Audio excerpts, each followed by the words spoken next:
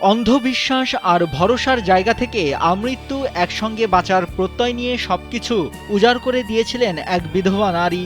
স্বামীর মৃত্যুর পর অনন্ত প্রেমের হাতছানি পেয়ে পরম যত্নে প্রিয় মানুষটার বিপদে পাশে থেকে বিলিয়ে দিয়েছেন নিজের সবটুকু।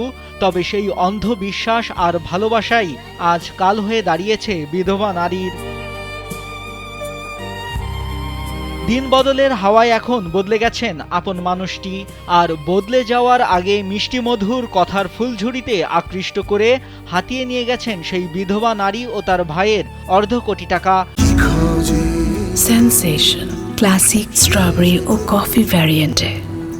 শুধু এখানেই শেষ নয়, টাকা হাতিয়ে নেওয়ার পরও দিয়েছেন উল্টো মিথ্যা মামলা আর নিয়মিত ভয়ভীতি প্রদর্শন করে মুখ বন্ধ রাখতে চাইছেন অভিযুক্ত প্রভাবশালী মজিবর পেদা।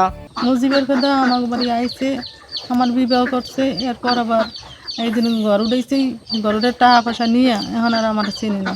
এখন আমার কইতেছে আমার বিয়ে হয় নাই, বিয়ে করি নাই, আমার সেইবারই রয়েছি, ওইবারই যাইয়ে রয়েছি, মাসকে মাস রয়েছি, বছরের পর বছর 3 বছর কাটাইছি ওইবারই। পটুয়াখালীর কলাপাড়া উপজেলার লালুয়া ইউনিয়নে এমন চাঞ্চল্যকর অভিযোগ করেছেন বিধবা মরিয়ম বেগম। সব হারিয়ে দিশেহারা মরিয়ম জানান, কথিত বিয়ে ও স্বামী পরিচয়ে দীর্ঘ 4 বছর তার সাথে একান্তে ঘনিষ্ঠ মুহূর্ত কাটিয়েছেন মজিবর। এরই মাঝে লেখাপড়ায় অজ্ঞ মরিয়মের পরিবার পায়রা বন্দরে অধিগ্রহণকৃত প্রাপ্ত জমির টাকা তুলতে 47 লাখ টাকার চেক তুলে দেন মজিবরের হাতে।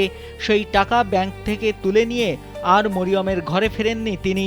দীর্ঘ অপেক্ষার পর এখন স্ত্রীর অধিকার আর অর্ধ কোটি টাকা ফেরত চাইলে সবই অস্বীকার করেন অভিযুক্ত মজিবর। কই দিয়েছে যে আমি টাকা পয়সা নিই নাই, টাকা পয়সা আমাকে আমরা লই আইছি, কই আবার মামলাও দিছি। মামলা দিছে পর আমরা আবার ই করছি যে টাকা পয়সা নিয়েছি, হে মামলা করছে আমার নামে, করছে পর আবার আমি আবার ই করছি যে ব্যাংকে গেছি, ব্যাংকে যাই দিয়েছেন আমাকে এই ব্যাংকে টাকা নাই, টাকা ব্যাংক ক্লোজ করা। এদিকে আদালতে মামলা করেও মজিবরের ক্ষমতার প্রভাবের কাছে উল্টো হয়রানির শিকার হচ্ছেন এমন অভিযোগ মরিয়মের পরিবারের। মজিবরের এমন কর্মকাণ্ডে এখন হতবাক তারা। থেকে দর্শক দিছে বাঙাইবে এদের দর্শক নিয়ে এরা বাইরে খার হয়েছে, হে ঘরে ঢুকছে অফিসে। ঢোকার পর সে তার নামে ডিডি চালাই দিছে।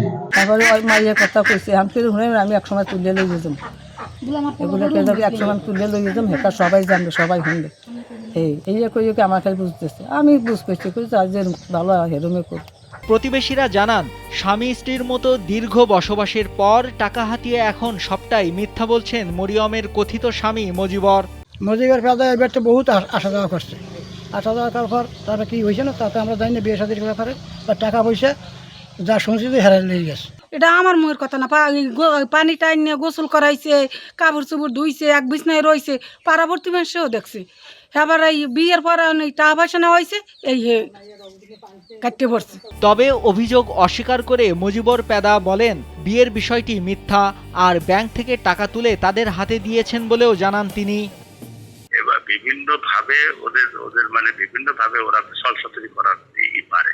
এটা সম্পূর্ণ মিথ্যা কথা। এটা হয়তো বা আপনাদের কাল্পনিক ভাবে আপনাদের এই বক্তব্য বলতে পারে, দেখাতে পারে। ওরা তো মানুষকে বিশ্বাসের ঘরে চুরি করে। এ ধরনের আচরণ ওদের বহুত আছে,